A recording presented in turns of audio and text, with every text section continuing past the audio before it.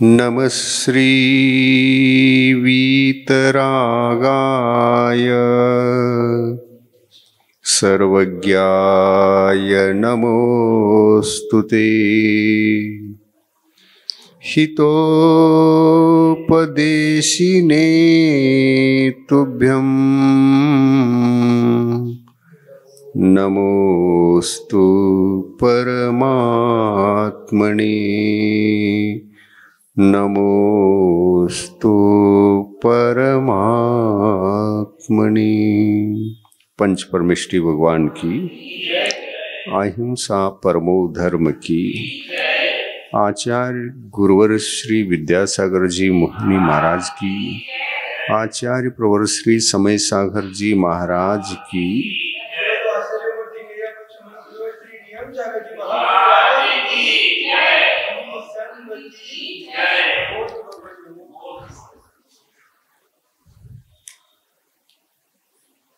दाता व पात्र को लेकर दान की चर्चा प्रासंगिक चर्चा हुआ करती है। इस संबंध में बहुत अच्छी तरह से धर्म के अनुराग से युक्त एक श्रावक को या श्रावक अवस्था से भिन्न एक गृहस्थ को जानना, स्वयं को जानना, क्योंकि दाता तो स्वयं है, पात्र सामने है। पात्र को भी जानना और स्वयं को भी जानना और अपने आचार विचारों को सद्गुणमय बनाना। हमारे आचार विचारों में गुणों का अवतरण हो जाए तो हमारे तरफ से यानी दाता की तरफ से, जब दान का प्रसंग है तो दाता मुख्य है, पात्र गौण है। तो दाता जब सद्गुणी बनेगा तो धर्म के आचार विचारों को, उसकी श्रद्धा, उसकी भक्ति, उसको जीवन जीते समय अपने आप में जो तृतीय गुण के रूप में संतोष गुण होता है, उसका धारण, ये तीन गुण जो आदि के हैं, इन तीनों गुणों को धारण करने के पश्चात फिर एक विज्ञान, यह भी गुण दाता के पास होने के लिए जिनेंद्र भगवंतों ने एवं आचार्य परंपरा के अनुसार सभी आचार्य परमेष्टियों ने दाता के इन सद्गुणों का जो संख्या के रूप में 7 हैं, सप्तगुण, दाता के जो गुणों के रूप में कहे जाने वाले गुण हैं वो संख्या में 7 हैं। इन 7 गुणों का चिंतन मनन सदा दाता को करना चाहिए और इनको याद रखकर इनका चिंतन होगा तो दाता की तरफ से दान देते समय पात्र की प्रति या दान क्रिया के अंदर कोई भी दोष नहीं हो पाएगा। निर्दोष दान प्रक्रिया को संपन्न करने के लिए दाता निर्दोषी होना आवश्यक है। इसलिए दाता का कर्तव्य है कि दोषों का लक्षण और गुणों का लक्षण, दोनों का लक्षण समझकर मैं अपने जीवन को उसमय बनाऊं, यह लक्ष्य होता है और होना भी चाहिए। और इन गुणों को हासिल करने के लिए, इनको जीने के लिए स्वाध्याय भी आवश्यक है। और जिस विषय में इन गुणों की आवश्यकता होती है, तत्संबंधी गुरु से व्याख्यान सुनना, सुन करके उनके संस्कारों को जीवन में जगाना अत्यंत अनिवार्य परिस्थिति ये गृहस्थ की होती है। इसके लिए सत्संग से जुड़े, गुरुओं के संपर्क में रहे, गुरुओं की अमृत वाणी को सुने तो समीचीन ज्ञान की उत्पत्ति अपने जीवन में होकर के एक आदर्श दाता के जीवन को भी हम जी सकते हैं। ऐसे दाताओं को सद्गुणी दाता और दोषपूर्ण दाताओं को गुणहीन दाता कहकर दान के उस प्रक्रिया में दोषी दाता दान देगा तो दोष ही दोष अपने जीवन में होते हैं, तो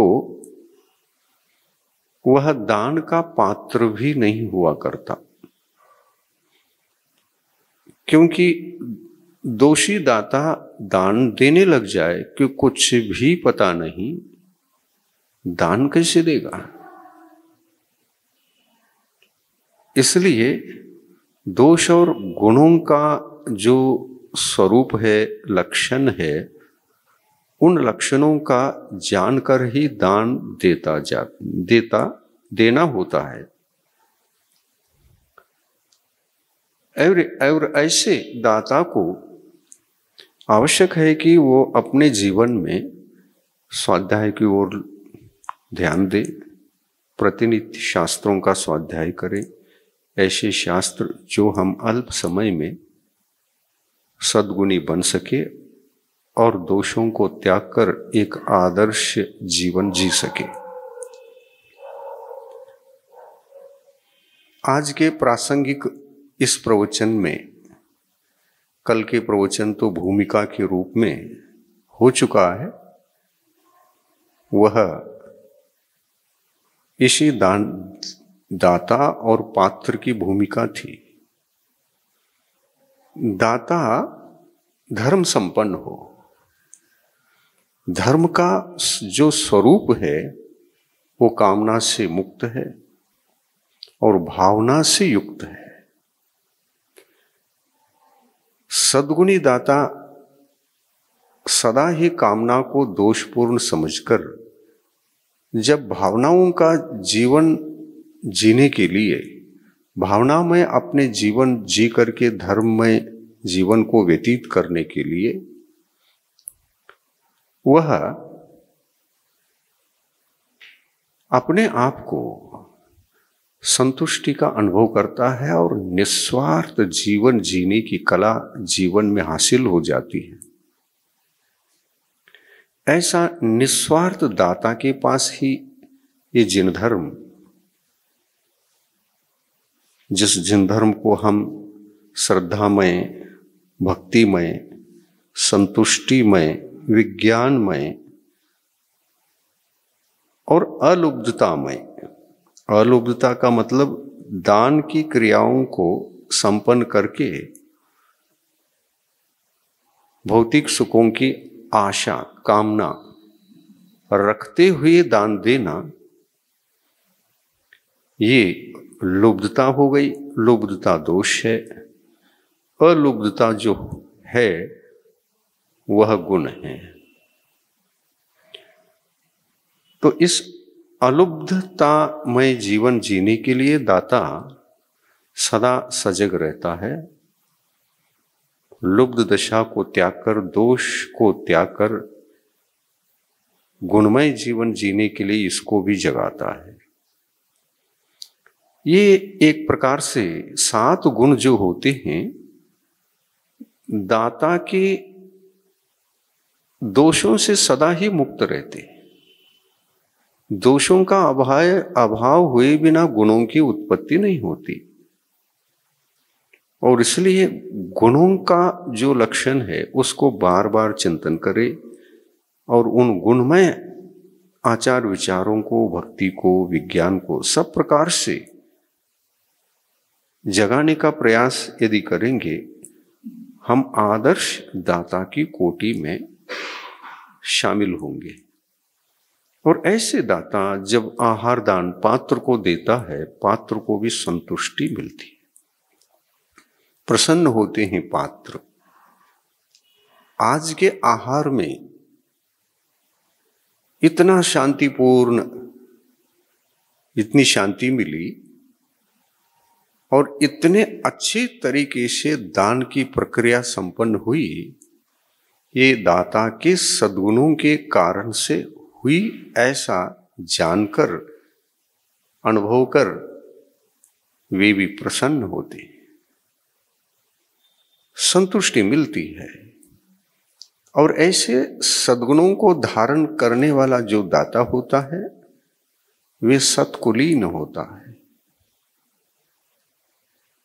कुल की पहचान गुणों से होती है, न कि जाति और संप्रदाय से। गुणों से होती है, और ये गुण हमको दुष्कुलीन से सत्कुलीन बनाने के रूप में सहायक होते हैं। अतः धर्ममय जीवन का आधार गुण है, दोष नहीं। मिथ्या तो दोष है, सो वहां पर अज्ञान का अंधकार ही हुआ करता है। गुण और दोषों की जहां जरा भी पहचान नहीं, वहां नियम से आत्माओं में मिथ्यात्व की दशा हुआ करती है। इस मिथ्यात्व दशा से तो सबको सर्वप्रथम बाहर आना चाहिए, क्योंकि यह मिथ्यात्व दशा अधर्म की दशा है, पापमय जीवन जीने की दशा है, और अशुभ कर्मों को बांधने की दिशा है। दिशा है और दशा भी है। जिस दिशा में चलते हुए दाता अपने आप के अच्छे गुणों का विनाश कर या उनको भूल कर अज्ञानमय जीवन जीता हो, वह अज्ञानमय जीवन ही मिथ्यात्व का जीवन है। और जहां मिथ्यात्व का जीवन है, वहां अधर्म तो है ही। धर्म के 3 भेद हैं, सम्यक दर्शन, सम्यक ज्ञान और सम्यक चारित्र। तो धर्म के यदि 3 भेद हैं, तो नियम से अधर्म के भी 3 ही भेद होते हैं। ऐसा समझ में आना ही चाहिए। एक एक गुण के एक एक अवश्य दोष होता है, तो दोषों की संख्या भी 3 और गुणों की संख्या भी 3। गुण धर्म की कोटि में गिने जाते हैं और दोष अधर्म की कोटि में गिने जाते हैं। धर्म और अधर्म की परिभाषा को समझने के लिए कोई अधिक विचार करने की जरूरत नहीं। दोष यानी दोष सबको पता है कि दोष क्या, जो गलत है वो दोष और जो सही है वो निर्दोष। निर्दोष अवस्था आत्मा की गुण की अवस्था है और सदोष अवस्था आत्मा की अधर्म अवस्था है, दोषों की अवस्था है। जो दोष हैं वो अधर्म है और जो गुण हैं वो धर्म है। इतना तो सरलता से धर्म के इस स्वरूप को समझा जा सकता है। मिथ्या तो दोष है तो अधर्म है, कषाय दोष है तो वो भी अधर्म है। मान, अहंकार, लोभ, छल कपट इत्यादि ये यदि दोष हैं तो अधर्म तो होना ही चाहिए, और ये दोष ही होते हैं। इसलिए अधर्म की कोटि में शामिल होकर जीवात्मा के भावी जीवन को दुखमय बनाने के लिए निमित्त होते हैं। इस निमित्त के जीवन से मुक्त जीवात्मा ही वर्तमान को और भविष्य को गुणों की साधना के माध्यम से दोनों भवों को, भविष्य को भी और वर्तमान को भी, वह धर्म का रूप देकर गुणमय जीवन जीने लगता है। और ऐसा होना बहुत आवश्यक है। अगर ऐसा कुछ हुआ तो होते समय ही, जिस समय में ये घटना घटी कि दोषों से मुक्त हो गए और गुणों का जीवन जीने लगे, उसी वक्त हमारे जीवन में जो अनादिकाल से घटित नहीं हुआ था, गुणों का जीवन जीने का अवसर घटित नहीं हुआ था, और इसी कारण से हम अनादि मिथ्या दृष्टि थे।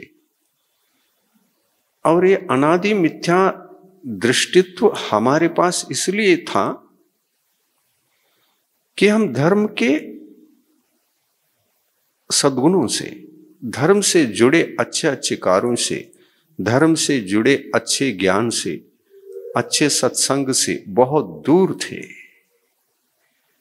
कभी सत्संग नहीं मिला, और सत्संग नहीं मिला तो चर्चा भी अच्छी चर्चा नहीं मिली, अच्छा उपदेश नहीं मिला, जिसको हम देशना लब्धि भी कहते हैं।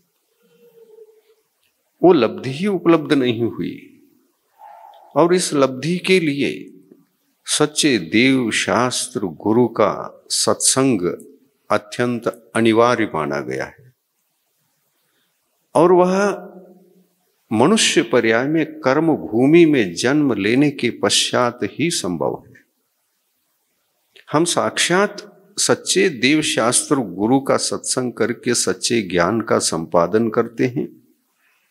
सच्चे ज्ञान की उपलब्धि के कारण से जब हम अपने आप में धर्ममय जीवन, आदर्शमय जीवन जीने का अनुभव करते हैं, तो उस वक्त बहुत बड़ा लाभ होकर इसी देशना लब्धि से हमको सर्वप्रथम मिथ्या तो गुण दूर होकर सम्यक तो गुण की उपलब्धि होती है। और इसी काल की घटना को एक अद्भुत घटना, ऐतिहासिक घटना, और यह इतिहास भी कैसे, जो अनंतानंत काल व्यतीत हुआ, उस इतिहास में भी ऐसी घटना घटी नहीं थी। कितनी अद्भुत बात है।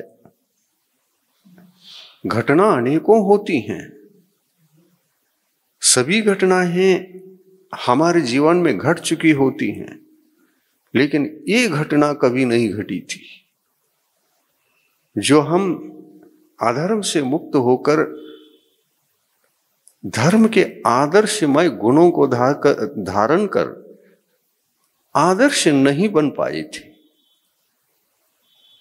यही घटना प्रथम बार जब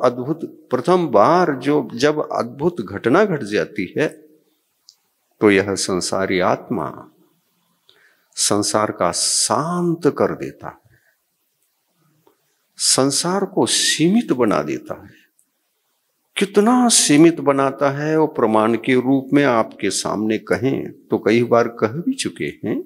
उदाहरण के रूप में मान के चलिए कि समुद्र अनंत जल राशि वाला है, अक्षय अनंत है जल की मात्रा, जो कभी देखने पर और यात्रा करने पर वह जल खत्म न हो, ऐसा एक बड़ा समुद्र है।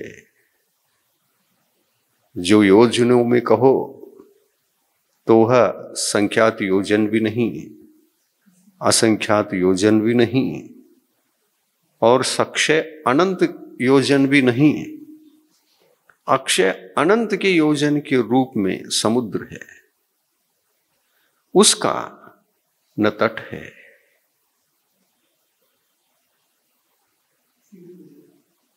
नहीं उसकी शुरुआत है और अंत है। जहां जिस समुद्र की शुरुआत भी नहीं है, अनंत भी नहीं है, जल राशि भी उसमें अक्षय अनंत के रूप में रहेगी, उसको कोई पार नहीं कर सकता। ऐसा ही जीवन यह जीवात्मा जी चुका है, हम सबका आत्मा ऐसा जीवन जी करके आया है, वहां पर जहां और छोर नहीं था। ऐसे संसार की उपमा में जो यह जल राशि है उसको पार कर गया, अंत आ गया। अक्षय अनंत जल की राशि भी अंत को प्राप्त हो गया। यह अद्भुत घटना नहीं? कितनी बड़ी अद्भुत घटना है, और ये इतिहास में कभी घटित घटना नहीं थी, और इसलिए इतिहास में अघटित घटना रही है। और वो इस भव में यदि घटित हुआ तो सद्गुरु के सत्संग से, वाणी को सुनने से, आत्मा और पराई वस्तु इनका परिज्ञान होने से, इनका लक्षण पता होने से, मैं कौन हूं, पर क्या है, मेरा उपाधि मेरे लिए उपाधि क्या है, ये क्या है, यही बोध सत्संग में गुरु के अमृतमय वाणी से होता है। और उसी समय में देशना लब्धि का लाभ प्राप्त होकर वे अपने अनंत काल के इतिहास के उस समुद्र के आर पार ओर छोर जिसका नहीं था, ऐसा संसार था, संसार का अंत करके संसार को ही सादी शांत बना लेता है। अब भविष्य में भी शांत, आदि प्रारंभ हो गया तो संसार जितना भी कम होकर ही जो बचा है वो कितना है? ऐसा अनंत समुद्र के जल में से एक अंजुली भर जल को उठा लिया, एक अंजुली भर जल को उठा करके देखा, अरे ये क्या? उसका जीवन, उसकी चर्या, उसके विचार, उसकी श्रद्धा, उसके अनादिकालीन अज्ञान में बड़ा परिवर्तन दिखता है। और वह परिवर्तन, उस परिवर्तन को अनादिकाल के इतिहास में पहली बार देख लेता है। और फिर जिस दिन इसको देखता है, आत्मा का प्रथम सद्गुण सम्यक दर्शन, प्रथम धर्म सम्यक दर्शन, इस गुण का और उस धर्म का अवतरण होता है। ऐसे केवली भगवान ने जब ऐसा दिन आता है तो उस दिन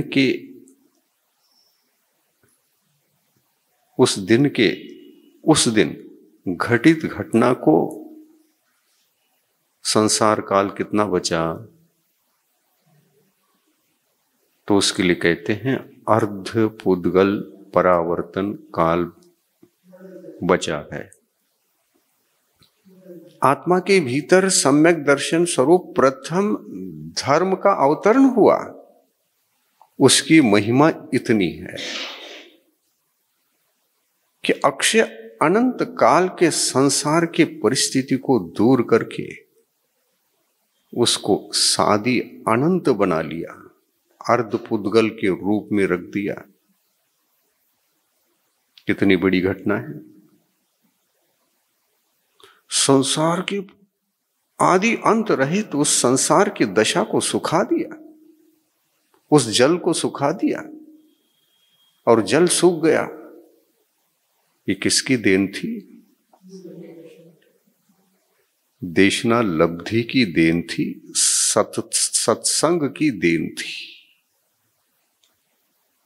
गुरु की वाणी को हमने अपने पुरुषार्थ से सुनू इस भावना से गए थे ना, उसकी देन थी। प्रवचन सुनते सुनते पता लग गया कि धर्म की महिमा ऐसी है, सम्यक्त्व की महिमा ऐसी है।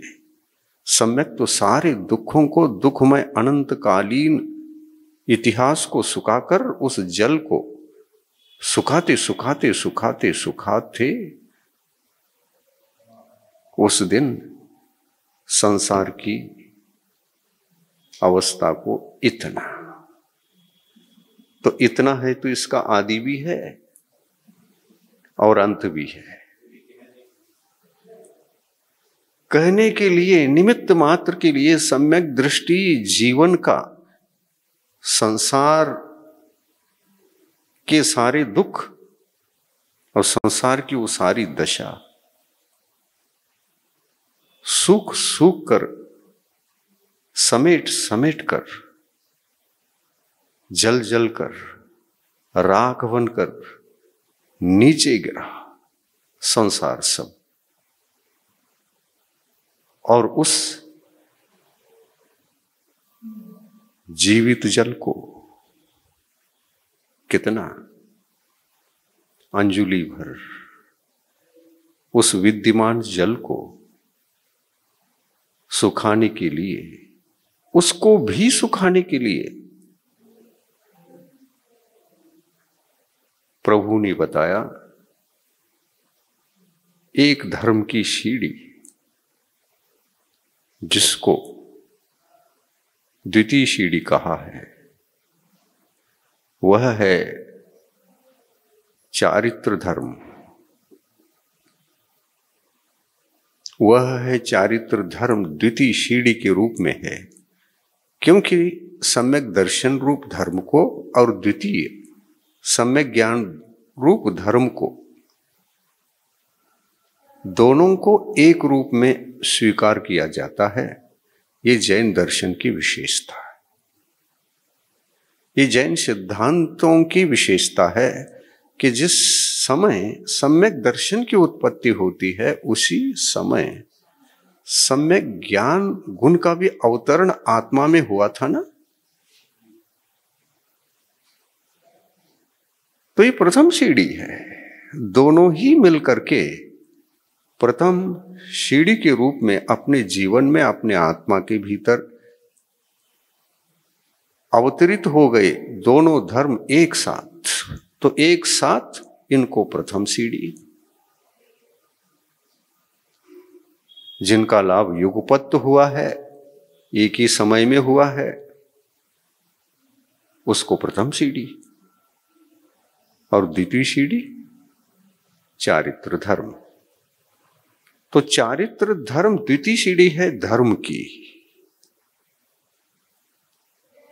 अब यह सम्यक धर्म की और चारित्र धर्म की विशेषता को नापने के लिए पुनः प्रश्न उठता है, प्रथम धर्म के माध्यम से हमने संसार को सुखाकर, संसार के उस अपार जल को सुखाकर एक अंजुलि पर रखा। ये धर्म की प्रथम सीढ़ी का प्रभाव था, महिमा थी। ये महिमा उसकी थी ना। अब चारित्र धर्म की महिमा क्या है? देखिए आप, एक अंजुलि में भी जो जल है, वो सारी अनंत काल तक जितने आप चार गति के अंदर जीने वाले जीवों का आयु होती है, वो आयु प्रमाण ही जीकर मरण करता है, पुनः आगामी भव को धारण कर, गति को धारण कर वहां भी आयु का जीवन जीता है। हर भव में एक जो आयु होती है शरीर के साथ आत्मा की, वो कर्म की देन हुआ करती है। आयु कर्म एक कर्म है, वह भी एक बार बंधा तो अनादिकाल तक नहीं रहता। नहीं, ये संसार है। ये संसार आत्मा को सदा ही सक्रिय रखता है। जब एक जगह को छोड़कर दूसरी जगह को आपको नियम से जाना, ये संसार का लक्षण है। संसार का लक्षण ऐसा है तो मोक्ष का लक्षण क्या होगा?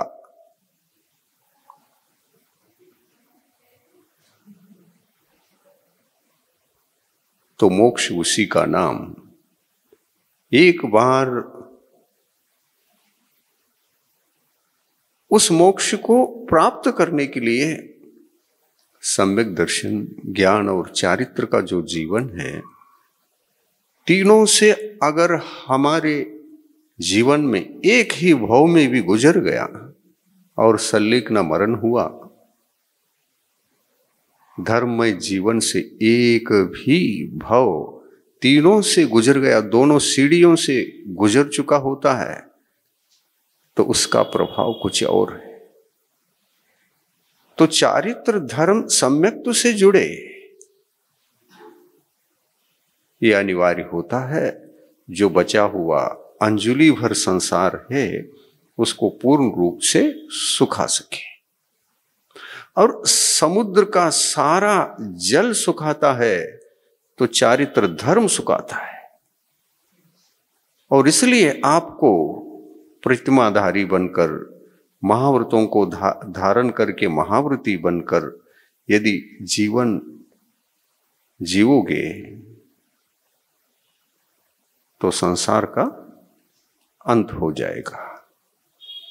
अब बताइए, दो ही सीढ़ी हैं धर्म के, दो ही सीढ़ी हैं प्रमुख रूप से। एक सम्यक दर्शन और सम्यक ज्ञान तो गौण हो गया उसके साथ जुड़कर, और एक सम्यक चारित्र। दो ही धर्म हैं। और इन दोनों ही धर्मों को प्रवृत्ति की अपेक्षा से प्रवृत्ति धर्म और निर्वृत्ति की अपेक्षा से निर्वृत्ति धर्म, प्रवृत्ति रूप धर्म को व्यवहार धर्म और निर्वृत्ति रूप धर्म को निश्चय धर्म कहकर धर्म के व्यवहार निश्चय के भेद से दो प्रकार का किया। जहां व्यवहार धर्म होता है वहां सम्यक दर्शन, सम्यक ज्ञान, सम्यक चारित्र तीनों धर्म होते हैं। पर अभेद विवक्षा से सम्यक धर्म में सम्यक ज्ञान धर्म को समाहित करके एक गिनोगे तो सीढ़ी की अपेक्षा से मोक्ष महल की सीढ़ी सम्यक दर्शन है, और सम्यक चारित्र की सीढ़ी द्वितीय सीढ़ी है। वह द्वितीय सीढ़ी संपूर्ण इसके पास जो कुछ भी सीढ़ियां होती हैं उप सीढ़ियां हैं। उप सीढ़ियां का मतलब मुख्य सीढ़ी को चढ़ लिया, कुछ उप सीढ़ियों को चढ़ करके इस संसार का अंत किया जा सकता है। और अंत करने से हमारे कितने भव रह जाते हैं, कितने भवों को धारण करना पड़ता है, इसका विचार यदि करेंगे तो यहां दोनों धर्मों की महिमा, दोनों सीढ़ियों की महिमा प्रकट होती है। एक सम्यक्त्व की सीढ़ी और द्वितीय चारित्र धर्म की सीढ़ी। और देखिए ये दोनों सीढ़ियां जिनेंद्र भगवान कहते हैं एक साथ भी अपने जीवन में जगा सकते हैं, इन दोनों सीढ़ियों को धारण कर सकते हैं। परंतु पुरुषार्थ में केवल सम्यक्त्व नहीं, चारित्र भी हो। लक्ष्य में प्राप्ति के काल में अगर आपका लक्ष्य बना मैं केवल सम्यक दर्शन रूप धर्म को स्वीकार नहीं करूंगा, दोनों को एक साथ धारण करके संयममय जीवन भी जीऊंगा, तो जहां संयम होता है, समीचीन संयम, उसको सम्यक चारित्र कहा है। और उस समीचीन चारित्र धर्म के घटने पर अपने जीवन में भाव कितने रहते हैं, और उसमें सफलता पाने के बाद ये नहीं कि धारण कर लिया और साधना करना ये अभी अधूरा है। चारित्र धर्म की पूर्णता संलेखना से है। संलेखना संयम का अंतिम प्रक्रिया है। वो एक प्रक्रिया है, वो एक विधि है। मरण के काल में मरण के समय को सफल कैसे बनाना, मरण ताकि सफलता के लिए जो व्रत होता है उसको संलेखना व्रत कहते हैं। और संलेखना व्रत की अनिवार्यता जिन्होंने व्यवहार धर्म को स्वीकार किया है उनके लिए संलेखना है। और ये संलेखना इसी कारण से सम्यक्त्व के बिना और चारित्र धर्म के बिना संलेखना व्रत संभव नहीं है। दोनों धर्म जिनके पास पाए जाते हैं उनके लिए संलेखना कंडीशन है और अंतिम परीक्षा है, अंतिम एग्जाम है, जो एनुअल एग्जाम कहते हैं, वार्षिक परीक्षा कहते हैं, वो परीक्षा है। और उस परीक्षा में एक बार भी पास हो गए तो घटना द्वितीय घटना घटी। प्रथम घटना तो सम्यक्त्व की उत्पत्ति और संलेखना की प्रक्रिया में ढलकर संलेखना मरण को सफल बनाया और सफलता हमने हासिल कर ली। तो द्वितीय घटना घटी, रिजल्ट आया, रिजल्ट आया। अब संसार कितना बचा, संसार के भव कितने बचे। तो जिनेंद्र भगवान कहते हैं जो संलेखना के काल में, संलेखना के उस पेपर में, उस परीक्षा में जो एक बार उत्तीर्ण हुआ उनको कहते हैं उनका संसार काल तो छोड़ो, उनके भव ही मैक्सिमम अधिक से अधिक 8 बचे। 8 बचे और मिनिमम जघन्य रूप से 3 बचे। 3 कैसे, 8 कैसे, सुन लीजिए। ये 3 कौन कौन भव और 8 कौन कौन से भव। तो देखिए संलेखना ने जब एक बार हुआ तो हमेशा हमेशा के लिए त्रिंच गति में और नरक गति में जाना तो बंद ही हो गया। संसार 4 गतिमय है, 50% कम हो गया। और गति गमन भ्रमण दो गति के रूप में रह गया।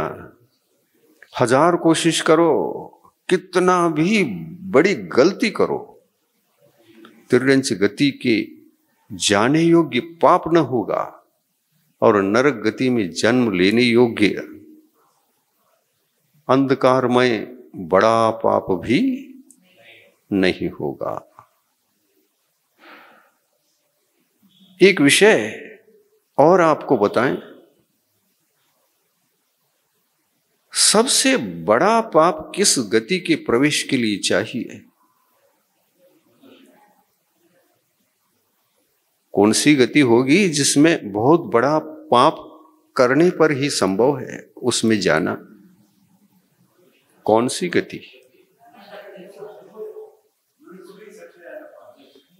नहीं, गति कौन सी गति जहां पर जाने के लिए जीव को सबसे बड़ा पाप करना पड़ता है? नरक गति है ना। नरक कौन जाता है? किस गति का जीव जाता है? उत्कृष्ट किस गति में पाप कर्म होते हैं? विचार करिए। मनुष्य गति में। और मनुष्य गति में ये बड़ा पाप कर्म होता है, ये अधूरा उत्तर है, परिपूर्ण उत्तर नहीं हुआ।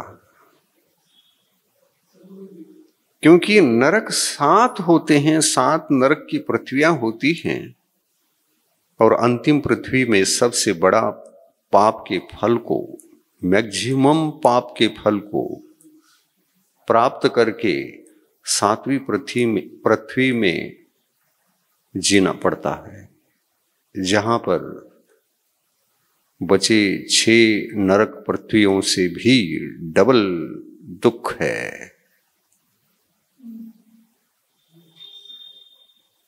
तो 7वां नरक तो है ही। 7वें नरक में कितने गति के जीव प्रवेश करते हैं ये पूछा जाए, आपके पास उत्तर है।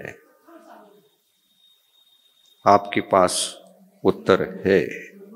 कितने गति के जीव 7वें नरक के योग्य पाप को कर सकते हैं?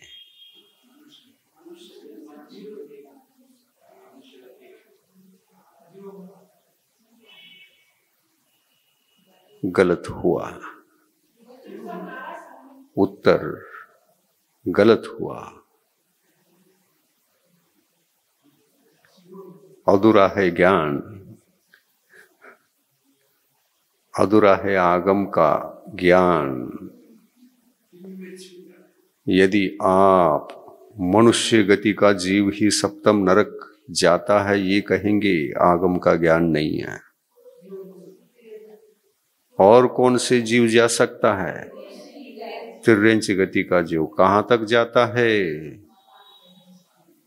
किस नरक तक जा सकता है? तिर्यंच 7वें नरक तक। उदाहरण दिया है। हाँ? राघव मत्स्य और तंदुल मत्स्य, ये कहाँ रहते हैं? स्वयंभू रमन समुद्र में मात्र रहते हैं। मध्य लोक में समुद्रों की संख्या असंख्यात है, उसमें अंतिम समुद्र जहां पर जल की राशि, तट भी नहीं दिखता और खड़े होकर देखोगे तो तट भी नहीं दिखेगा। आप जहां खड़े हैं वो धरती दिखेगी, अंतिम तट नहीं दिखेगा। असंख्यात योजन लंबा उसकी चौड़ाई इतनी है, उसकी चौड़ाई और गोलाकार है। वह समुद्र तो सभी असंख्यात द्वीपों को और असंख्यात समुद्रों से घिरा हुआ है और गोलाकार है। ऐसा समुद्र वो सबसे बड़ा समुद्र कहलाता है। और ऐसे समुद्र में भी तिर्यंच गति के तिर्यंच जीव जन्मते हैं, वहां का भी जीवन जीकर वहां से निकलते भी हैं। सुनिए, वहां पर भी सम्यक दृष्टि बनते हैं।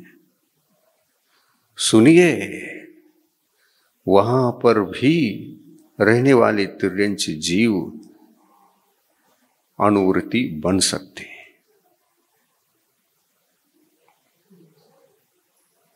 अनुवृत्ति बन सकते हैं और वह समुद्र पूरा जितना विस्तार वाला है वो सब कर्म भूमि की कोटि में आता है। कर्म भूमि, भूमि क्यों कहें? कर्म समुद्र को हो।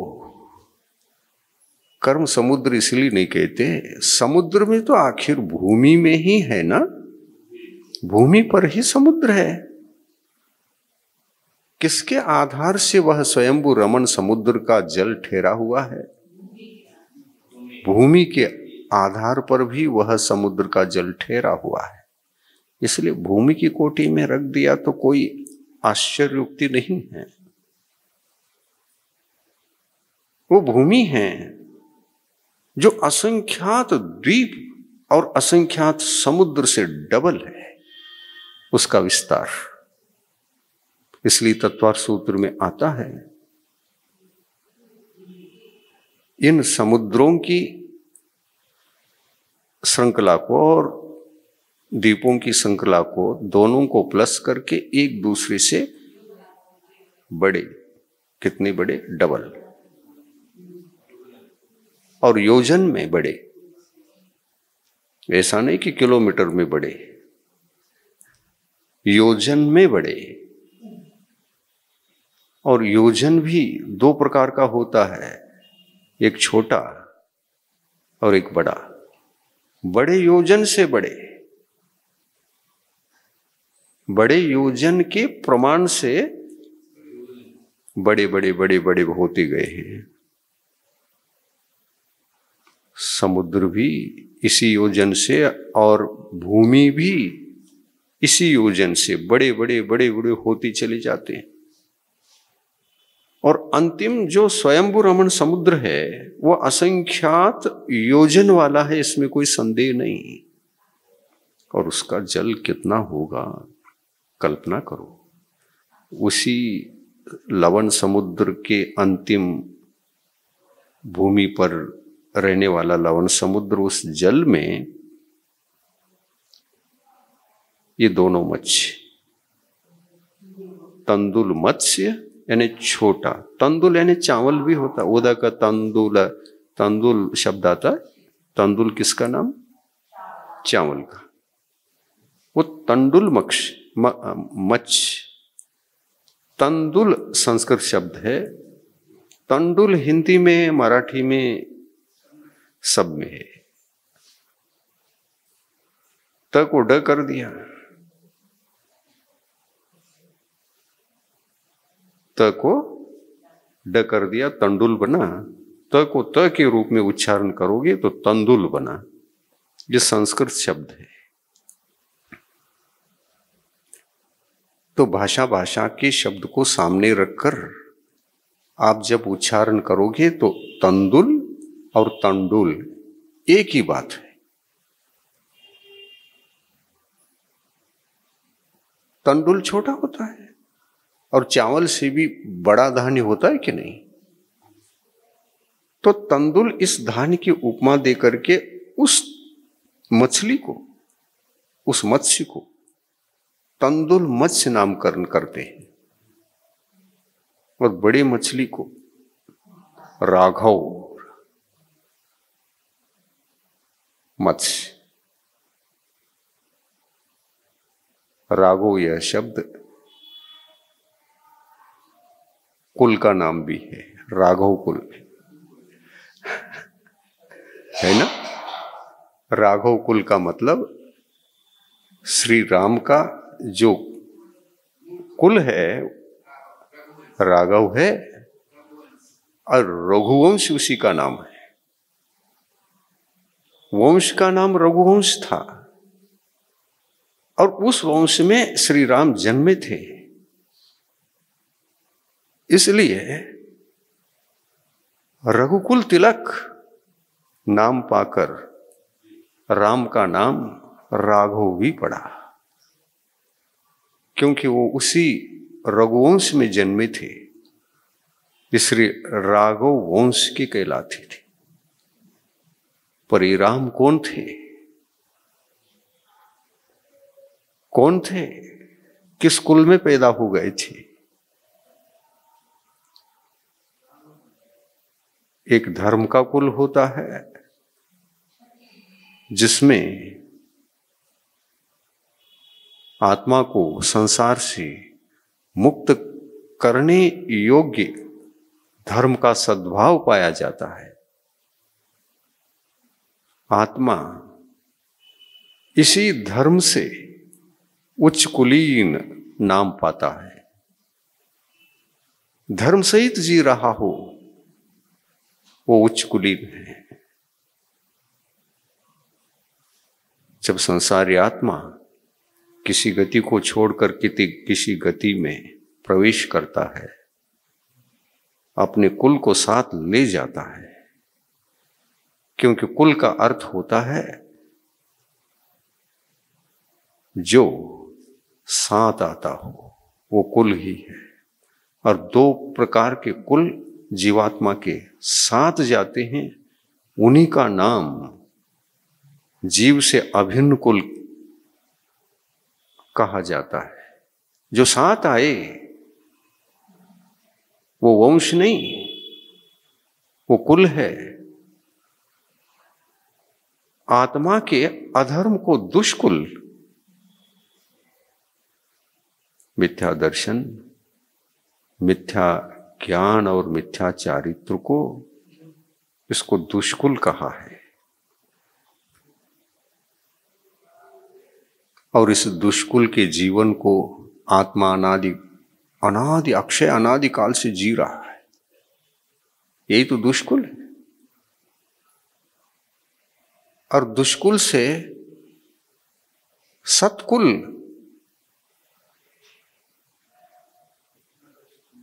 सत्कुल के प्रवेश के लिए, उसमें जन्म लेने के लिए ऐसा कोई बाहर का कुल नहीं है। वो ये आत्मा की अवस्था ही कुल है।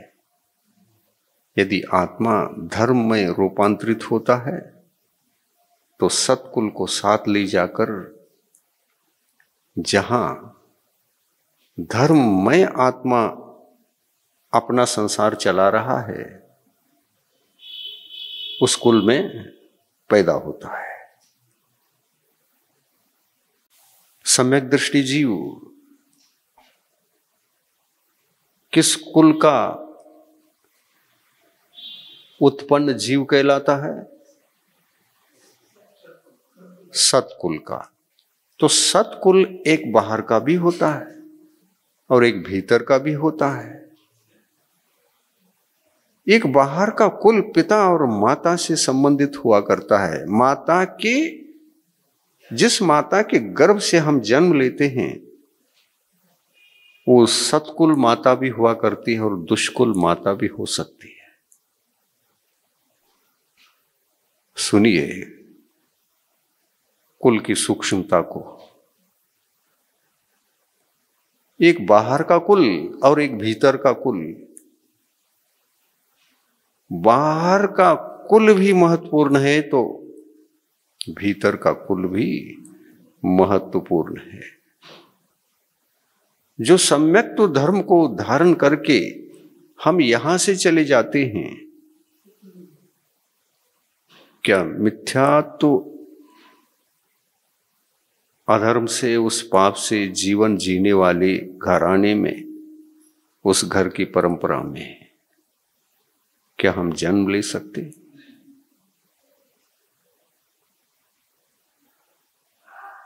भगवंतों ने इसका निषेध किया है।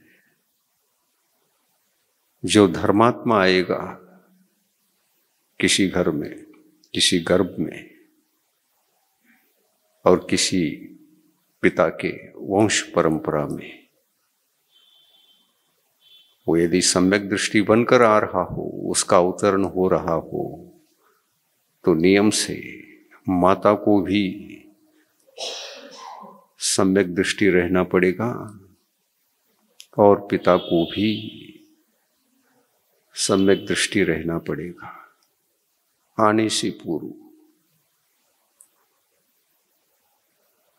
आने वाला सतपुत्र है, सतपुत्र बनकर जन्म लेगा, वो आत्मा आ रहा है और सत कुल में ही आ रहा है। तो सतकुल का अर्थ पिता, सत जाति का अर्थ माता, माता का गर्भ। माता का गर्भ यदि सम्यक्त्व का हो, धर्म का हो, तो आने वाला जीव उसी माता के गर्भ में आकर जन्म लेगा। सत जाति है। माता ने अगर सम्यक दर्शन को धारण किया, अपनी जाति को बदल दिया, शरीर भी उच्च जाति का शरीर कहलाने लगा और आत्मा भी उच्च जाति वाला आत्मा कहा जाने लगा। आया समझ में? दो तरह से कुल का परिचय करा दिया, एक बाह्य कुल और एक भीतरी कुल। आप पहली बार सुन रहे होंगे कि कुल और जाति को केवल शरीर तक सीमित रखा होगा। नहीं, शरीर भी आत्मा के सतकुल से, सतकुल संज्ञा को प्राप्त होता है। शरीर भी आत्मा के सतकुल के कारण से, उसका सतकुल क्या है? धर्म। वो धर्म क्या है? सम्यक दर्शन, सम्यक ज्ञान, सम्यक चारित्र। एक उदाहरण, तीर्थंकर भगवान, तीर्थंकर प्रकृति को बंद करने के बाद जहां से भी उनका अवतरण होता है और जिस घर में भी और जिस माता पिता के सौभाग्यशाली युग के महल में ऐसे महान आत्मा का जन्म होता है, क्या वह सम्यक्त्व से रहित रहता है? नियम है, यदि आत्मा महान आत्मा है, यदि आत्मा महान आत्मा है तो धर्म के कारण से महान है, सम्यक्त्व के कारण से महान है। इसलिए उस आत्मा को सम्यक दर्शन रूप धर्म के कारण से आत्मा को भी महान कहा। अन्यथा आत्मा अमहान भी हो सकता है, वो अधर्म के कारण से। उस आत्मा में कोई विशेषता नहीं। जो अनादिकाल से जी रहा था अधर्ममय जीवन से, मिथ्या दर्शन, मिथ्या ज्ञान, मिथ्या चारित्र के जीवन से जी रहा था, वही दशा आज भी है। अनादि से था, आज भी है। और ऐसे अधर्म की अवस्था से, अधर्म की दशा से मुक्त जब तक नहीं होता, आत्मा नीच कहलाता है, अमहान कहलाता है। नीच का मतलब, नीच का तात्पर्य अमहान और उच्च का तात्पर्य महान। तो कुल के भेद तो हैं, उच्च कुल, नीच कुल, उच्च जाति, माता का गर्भ, उच्च जाति, उच्च जाति और नीच जाति, क्या ये दो भेद नहीं है? है। माता की पक्ष से या माता की माता, माता की माता, माता की माता, ये वंश परंपरा की जाति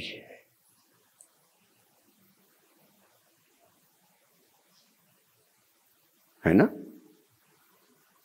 वंश सामान्य है, वंश शब्द सामान्य है। वंश एक परंपरा का नाम मात्र है। उस वंश में जन्म लेने से हम इस वंश के वंशज हैं, ये बताया जाता है।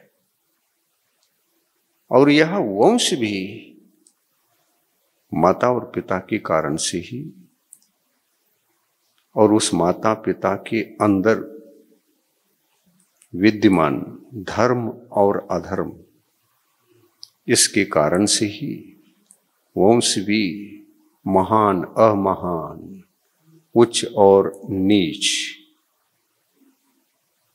दो भेदों के रूप में रूपांतरित होता है। बात आखिर गंभीर है लेकिन उपयोगी है, ज्ञान का विषय है, चिंतन का विषय है। चिंतन कर करके किसका चिंतन? धर्म का चिंतन या तो अधर्म का चिंतन। धर्म यानी गुण और अधर्म यानी दोष। दोषों का चिंतन और गुणों का चिंतन।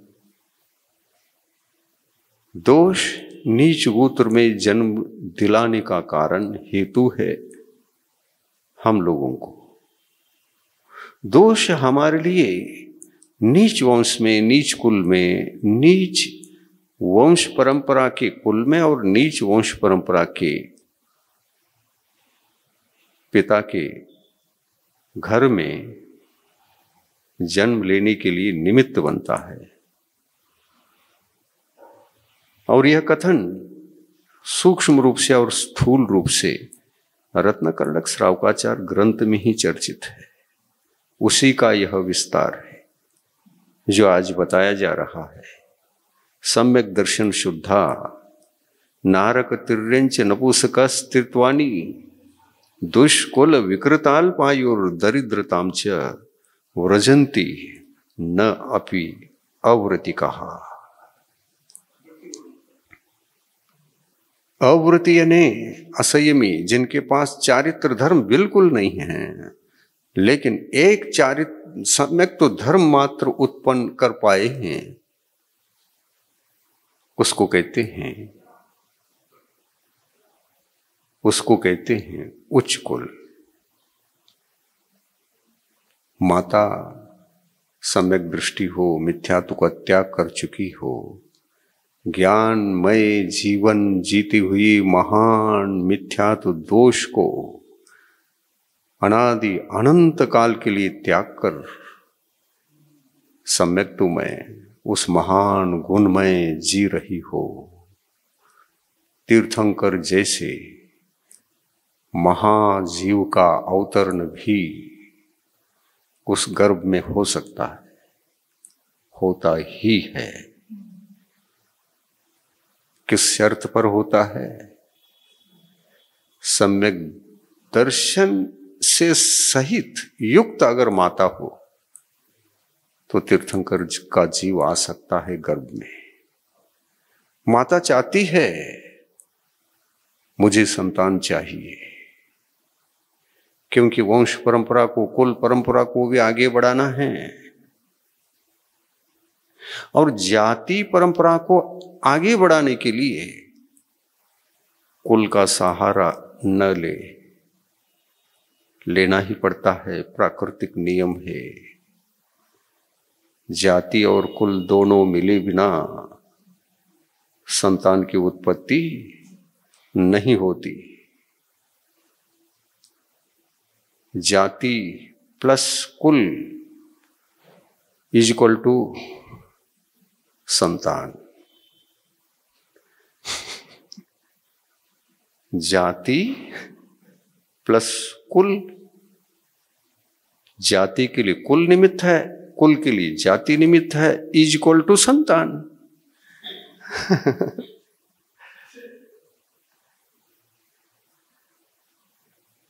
संतान कब से, ये संतान की परंपरा कब से? या अनादि अनंत काल से। और इसीलिए जहां जिन गतियों में, जहां और जिन गतियों में भी गर्भ जन्म होता है, जन्म के 3 भेद हैं। समूर्छन जन्म, गर्भ जन्म और उपपाद जन्म। सुना है, तत्वार सूत्र में चर्चा है। गर्भ के न जन्म के केवल 3 ही, यानी 3 ही भेद हैं। इस 3 भेदों में 3 लोक के सारे जीव समाहित होते हैं। कोई जीव समूर्छन जन्म से जन्म ले रहा है, कोई जीव उपवाद जन्म से जन्म ले रहा है, शरीर धारण कर रहा है, और कोई जीव गर्भ जन्म से जन्म लेकर शरीर का जीवन पा रहा है। तो जन्म के कुल भेद 3 ही हैं।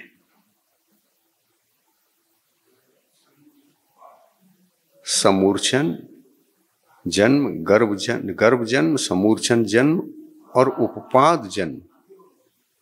अब इन तीनों जन्मों के भेद में 4 गति को शामिल करिए। उपपाद जन्म में कितनी गति शामिल हो सकती हैं? 2, नरक और तिर्यंच, क्योंकि नारकी जीव भी उपपाद जन्म वाले हैं और देवगति के देव भी उपपाद जन्म वाले हैं। अब बचे 2 गति, तिर्यंच गति और मनुष्य गति। अब हम पूछते हैं, ये 2 गति के लिए कितने प्रकार के जन्म होते हैं? गर्भज और समूर्छन, गर्भज और समूर्छन।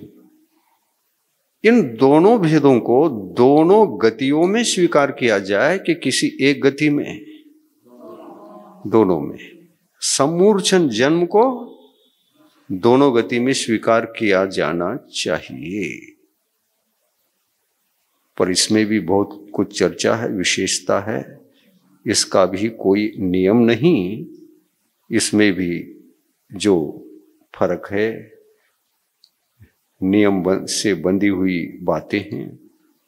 चर्चा कल करेंगे, समय हो चुका है। जिनवाणी।